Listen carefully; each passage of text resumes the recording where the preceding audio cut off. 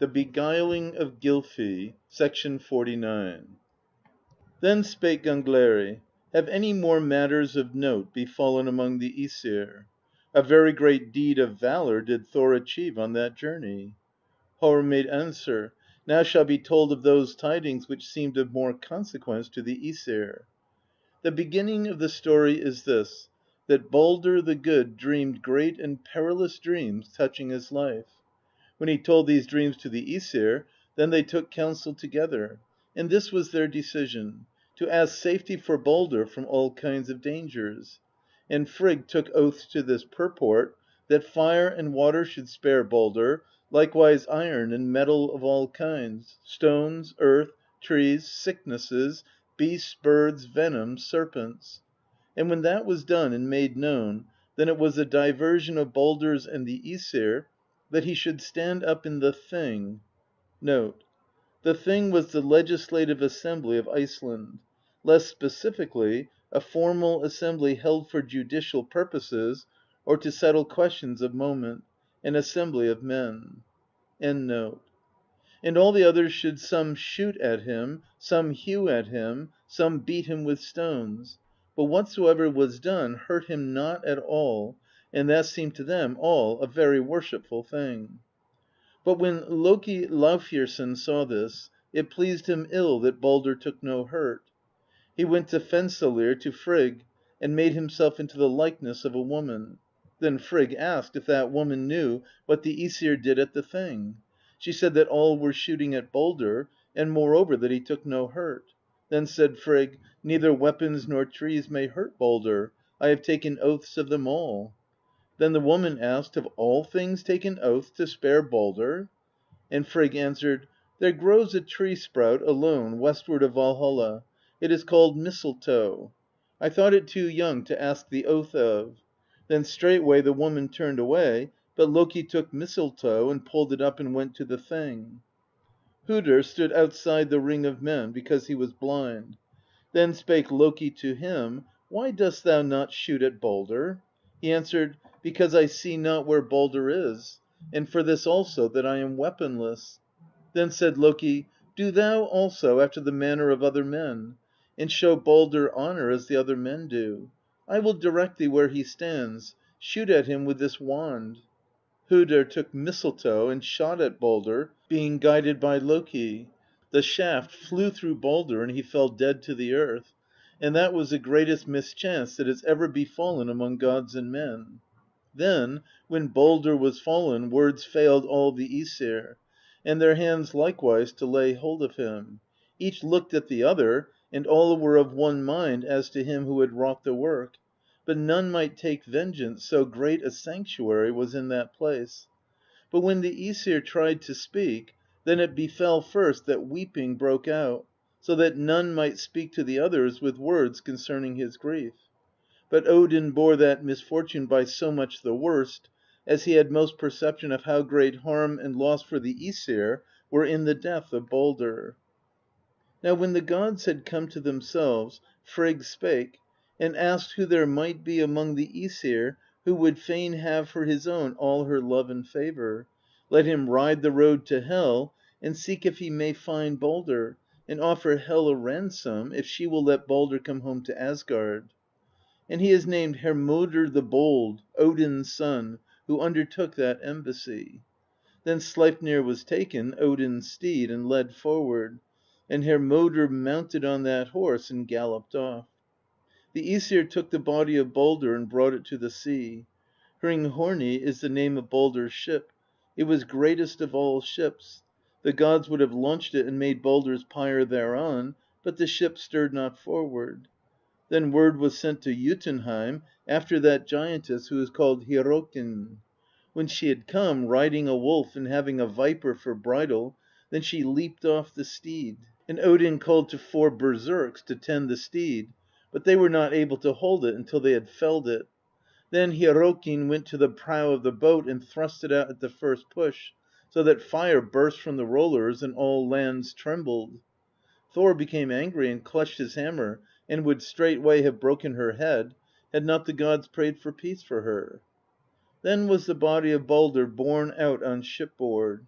And when his wife, Nanna, the daughter of Nep, saw that, straightway her heart burst with grief, and she died.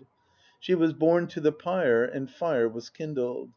Then Thor stood by and hallowed the pyre with Mjollnir; and before his feet ran a certain dwarf which was named Litir. Thor kicked at him with his foot and thrust him into the fire, and he burned. People of many races visited this burning. First is to be told of Odin, how Frigg and the Valkyrie went with him and his ravens; but Freyr drove in his chariot with a boar called Gold Mane, or Fearful Tusk, and Heimdallr rode the horse called Gold Top, and Freyja drove her cats. Thither came also much people of the Rime Giants and the Hill Giants. Odin laid on the pyre that gold ring which is called Draupnir. This quality attended it, that every 9th night there dropped from it 8 gold rings of equal weight. Baldr's horse was led to the bale fire with all his trappings. Now this is to be told concerning Hermodr, that he rode 9 nights through dark dales and deep, so that he saw not before he was come to the river Gjoll, and rode unto the Gjoll bridge, which bridge is thatched with glittering gold. Modgudr is the maiden called who guards the bridge.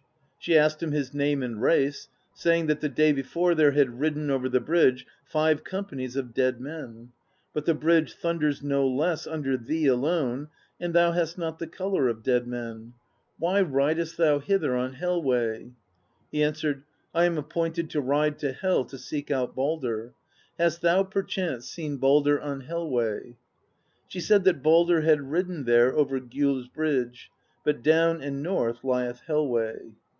Then Hermodr rode on till he came to Hel gate. He dismounted from his steed and made his girths fast, mounted and pricked him with his spurs; and the steed leaped so hard over the gate that he came nowise near to it.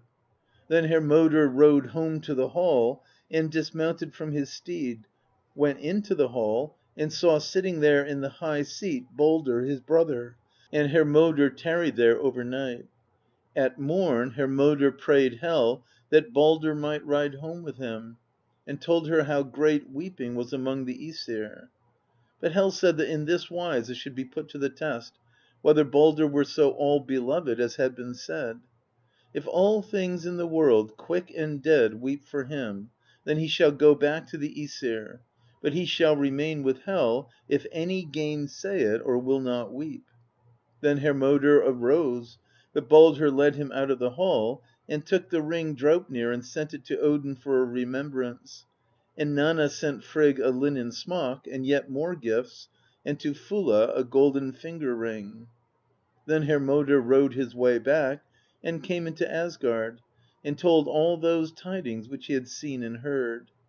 Thereupon the ^sir sent over all the world messengers to pray that Baldr be wept out of Hel, and all men did this, and quick things, and the earth, and stones, and trees, and all metals, even as thou must have seen that these things weep when they come out of frost and into the heat.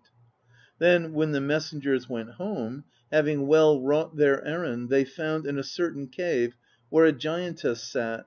She called herself Thok. They prayed her to weep Baldr out of Hel. She answered: Thok will weep waterless tears for Baldr's bale fare. Living or dead, I love not the churl's son. Let Hel hold to that she hath. And men deemed that she who was there was Loki Laufeyarson, who hath wrought most ill among the ^sir. 50. Then said Gangleri: Exceeding much Loki had brought to pass when he had first been cause that Baldr was slain, and then that he was not redeemed out of Hel. Was any vengeance taken on him for this? Horr answered: This thing was repaid him in such wise that he shall remember it long. When the gods had become as wroth with him as was to be looked for, he ran off and hid himself in a certain mountain. There he made a house with 4 doors, so that he could see out of the house in all directions. Often throughout the day he turned himself into the likeness of a salmon, and hid himself in the place called Franangr Falls. Then he would ponder what manner of wile the gods would devise to take him in the waterfall. But when he sat in the house, he took twine of linen, and knitted meshes as a net is made since, but a fire burned before him. Then he saw that the ^sir were close upon him; and Odin had seen from Hlidskjalf where he was. He leaped up at once and out into the river, but cast the net into the fire. When the ^sir had come to the house, he went in first who was wisest of all, who was called Kvasir; and when he saw in the fire the white ash where the net had burned, then he perceived that that thing must be a device for catching fish, and told it to the ^sir. Straightway they took hold, and made themselves a net after the pattern of the one which they perceived by the burnt out ashes that Loki had made. When the net was ready, then the ^sir went to the river and cast the net into the fall. Thor held one end of the net, and all of the ^sir held the other, and they drew the net. But Loki darted ahead and lay down between two stones. They drew the net over him, and perceived that something living was in front of it.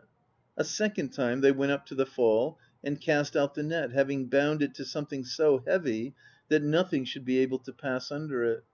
Then Loki swam ahead of the net; but when he saw that it was but a short distance to the sea, then he jumped up over the net rope and ran into the fall. Now the ^sir saw where he went, and went up again to the fall and divided the company into two parts; but Thor waded along in mid stream, and so they went out toward the sea. Now Loki saw a choice of two courses. It was a mortal peril to dash out into the sea, but this was the second, to leap over the net again. And so he did. He leaped as swiftly as he could over the net cord. Thor clutched at him and got hold of him, and he slipped in Thor's hand, so that the hand stopped at the tail, and for this reason the salmon has a tapering back. Now Loki was taken truceless, and was brought with them into a certain cave. Thereupon they took 3 flat stones, and set them on edge, and drilled a hole in each stone. Then were taken Loki's sons, Vali and Nari or Narfi. The ^sir changed Vali into the form of a wolf, and he tore asunder Narfi his brother. And the ^sir took his entrails, and bound Loki with them over the 3 stones: one stands under his shoulders, the second under his loins, the third under his huffs; and those bonds were turned to iron. Then Skadi took a venomous serpent and fastened it up over him, so that the venom should drip from the serpent into his face. But Sigyn his wife stands near him and holds a basin under the venom drops, and when the basin is full, she goes and pours out the venom, but in the meantime the venom drips into his face. Then he writhes against it with such force that all the earth trembles: ye call that earthquakes. There he lies in bonds till the Weird of the Gods. 51. Then said Gangleri: "What tidings are to be told concerning the Weird of the Gods? Never before have I heard aught said of this." Harr answered: "Great tidings are to be told of it, and much. The first is this, that there shall come that winter which is called the Awful Winter. In that time snow shall drive from all quarters; frost shall be great then, and winds sharp; there shall be no virtue in the sun. Those winters shall proceed 3 in succession, and no summer between. But first shall come 3 other winters, such that over all the world there shall be mighty battles. In that time brothers shall slay each other for greed's sake, and none shall spare father or son in manslaughter and in incest; so it says in Voluspa. Brothers shall strive and slaughter each other; own sisters' children shall sin together. Ill days among men, many a whoredom, an axe age, a sword age, shields shall be cloven, a wind age, a wolf age, ere the world totters. Then shall happen what seems great tidings: the wolf shall swallow the sun, and this shall seem to men a great harm. Then the other wolf shall seize the moon, and he also shall work great ruin; the stars shall vanish from the heavens. Then shall come to pass these tidings also: all the earth shall tremble so, and the crags; the trees shall be torn up from the earth, and the crags fall to ruin; and all fetters and bonds shall be broken and rent. Then shall Fenris Wolf get loose; then the sea shall gush forth upon the land, because the Midgard Serpent stirs in giant wrath and advances up onto the land. Then that too shall happen, that Naglfar shall be loosened, the ship which is so named. It is made of dead men's nails; wherefore a warning is desirable, that if a man die with unshorn nails, that man adds much material to the ship Naglfar, which gods and men were fain to have finished late. Yet in this sea flood Naglfar shall float. Hrymr is the name of the giant who steers Naglfar. Fenris Wolf shall advance with gaping mouth, and his lower jaw shall be against the earth, but the upper against heaven. He would gape yet more if there were room for it. Fires blaze from his eyes and nostrils. The Midgard Serpent shall blow venom, so that he shall sprinkle all the air and water. And he is very terrible, and shall be on one side of the wolf. In this din shall the heaven be cloven, and the sons of Muspel ride thence. Surtr shall ride first, and both before him and after him burning fire. His sword is exceeding good; from it radiance shines brighter than from the sun. When they ride over Bifrost, then the bridge shall break, as has been told before. The sons of Muspel shall go forth to that field which is called Vigridr. Thither shall come Fenris Wolf also, and the Midgard Serpent. Then Loki and Hrymr shall come there also, and with him all the Rime Giants. All the champions of Hel follow Loki, and the sons of Muspel shall have a company by themselves, and it shall be very bright. The field Vigridr is 100 leagues wide each way. When these tidings come to pass, then shall Heimdallr rise up and blow mightily in the Gjallar horn, and awaken all the gods, and they shall hold counsel together. Then Odin shall ride to Mimir's well, and take counsel of Mimir for himself and his host. Then the Ash of Yggdrasil shall tremble, and nothing then shall be without fear in heaven or in earth. Then shall the ^sir put on their war weeds, and all the champions, and advance to the field. Odin rides first, with a gold helmet and a fair byrnie, and his spear, which is called Gungnir. He shall go forth against Fenris Wolf, and Thor stands forward on his other side, and can be of no avail to him, because he shall have his hands full to fight against the Midgard Serpent. Freyr shall contend with Surtr, and a hard encounter shall there be between them before Freyr falls. It is to be his death that he lacks that good sword of his, which he gave to Skirnir. Then shall the dog Garmr be loosed, which is bound before Gnipa's cave. He is the greatest monster; he shall do battle with Tyr, and each become the other's slayer. Thor shall put to death the Midgard Serpent, and shall stride away 9 paces from that spot. Then shall he fall dead to the earth, because of the venom which the snake has blown at him. The wolf shall swallow Odin; that shall be his ending. But straight thereafter shall Vidar stride forth, and set one foot upon the lower jaw of the wolf. On that foot he has the shoe, materials for which have been gathering throughout all time. There are the scraps of leather which men cut out of their shoes at toe or heel. Therefore he who desires in his heart to come to the ^sir's help should cast those scraps away.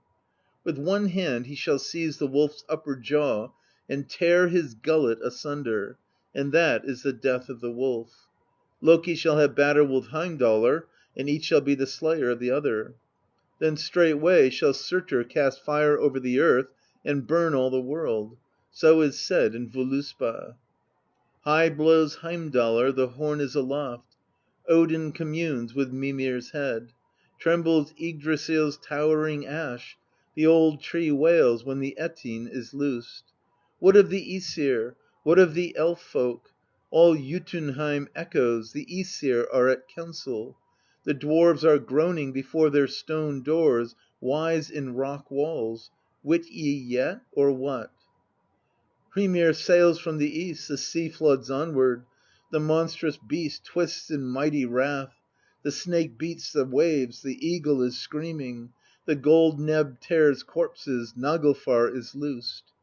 From the east sails the keel; come now Muspel's folk over the sea waves, and Loki steereth. There are the warlocks all with the wolf; with them is the brother of Byleistr faring. Surtr fares from southward with switch-eating flame; on his sword shimmers the sun of the war gods. The rocks are falling, and fiends are reeling; heroes tread Hel way; heaven is cloven. Then to the goddess a second grief cometh, when Odin fares to fight with the wolf, and Beli's slayer, the bright god, with Surtr. there must fall Frigg's beloved. Odin's son goeth to strife with the wolf, Vidar, speeding to meet the slaughter beast. The sword in his hand to the heart he thrusteth of the fiend's offspring, avenged is his father. Now goeth Hlodyn's glorious son not in flight from the serpent, of fear unheeding; all the earth's offspring must empty the homesteads, when furiously smiteth Midgard's defender. The sun shall be darkened, earth sinks in the sea, glide from the heaven the glittering stars. Smoke reek rages and reddening fire, the high heat licks against heaven itself. And here it says yet so: Vigridir hight the field, wherein fight shall meet, Surtr and the cherished gods. 100 leagues it has on each side, unto them that field is fated. 52.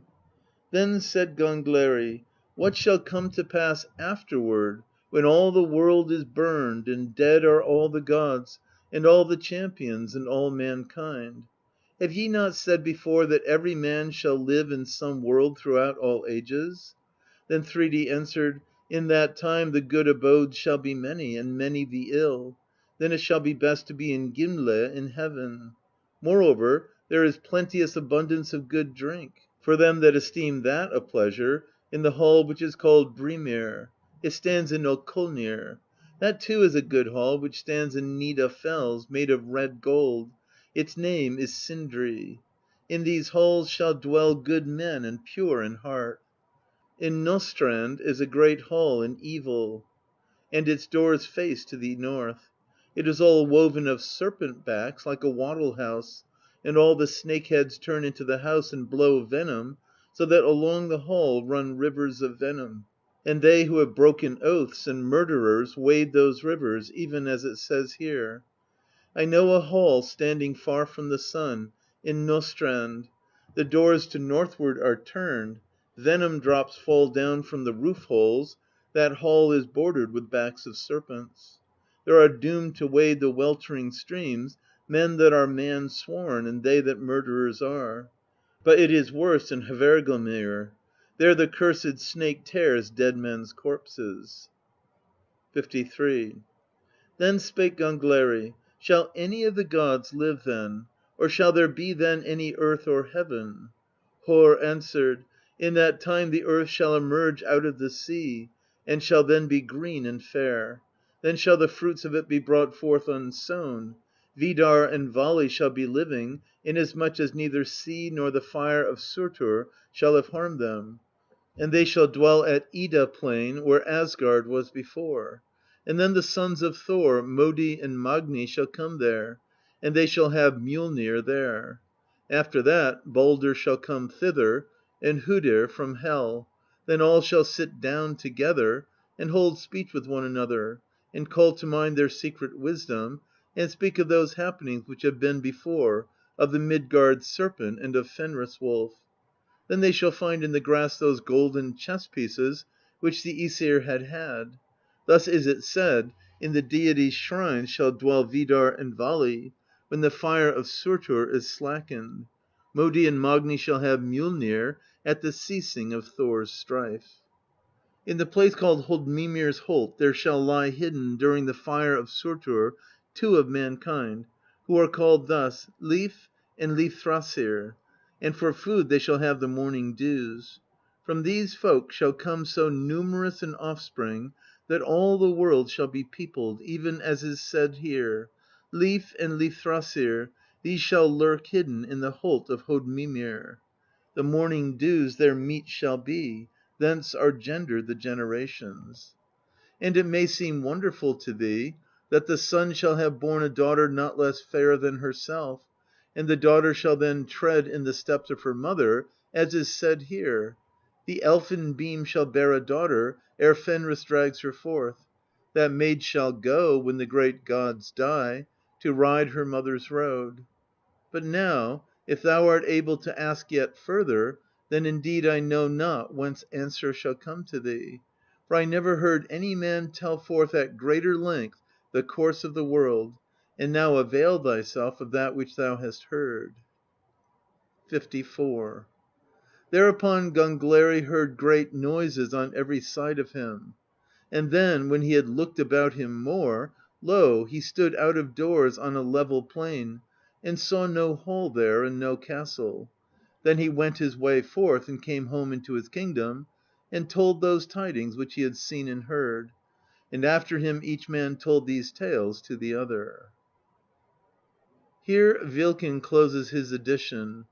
Jonsson admits the following: "But the ^sir sat them down to speak together, and took counsel and recalled all these tales which had been told to him; and they gave these same names that were named before to those men and places that were there, to the end that when long ages should have passed away men should not doubt thereof, that those ^sir that were but now spoken of, and these to whom the same names were then given, were all one. There Thor was so named, and he is the old Asa Thor." All reject what follows. He is Uku Thor, and to him are ascribed those mighty works which Hector wrought in Troy; but this is the belief of men, that the Turks told of Ulysses, and called him Loki, for the Turks were his greatest foes. End of the Gylfaginning. Recording by Expatriate in Bangor, Maine.